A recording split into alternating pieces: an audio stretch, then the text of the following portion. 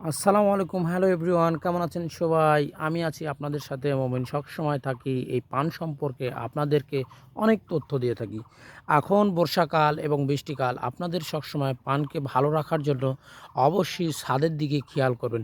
কারণ ছাদ এই যে দেখতেই পাচ্ছেন, ছাদ ফাঁকা হয়ে যদি যায় তাহলে অবশ্যই আপনারা এই যে শোলাটা ব্যবহার করেন ছাদে, এই শোলাটা সুন্দর করে আপনারা আবার দিয়ে পরিমাণ মতন দিয়ে এই ছাদটা ঠিক রাখবেন। কারণ বেশি রোদ যদি পড়ে, এখন বর্ষাকাল, বেশি রোদ যদি পড়ে বা বেশি বৃষ্টি যদি হয় তাহলে পানের এই যে আপনার আগাগুলো আছে এই আগাগুলো ভেঙে যাবে বা নষ্ট হয়ে যাবে বা রোদে পুড়ে যাবে।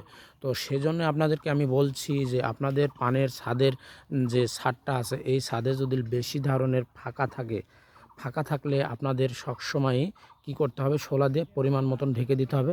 হালকা রোদ, হালকা আপনার আবহাওয়া যাতে সুন্দরভাবে এই পানে পড়তে পারে। তো সবসময় আপনারা খেয়াল করবেন পানের ছাদ সম্পর্কে। পানের ছাদ বেশি ফাঁকা রাখা যাবে না, কারণ এখন খরার সময়, কারণ বৃষ্টি হবে, রোদ হবে। বেশি রোদ যদি পড়ে তাহলে আপনার পান নষ্ট হয়ে যাবে, পুড়ে যাবে। তো আপনাদেরকে সবসময় খেয়াল রাখতে হবে। তো আপনারা কোনো মতেই ভুল করবেন না, এই জিনিসটা সবসময় আপনারা খেয়াল রাখবেন।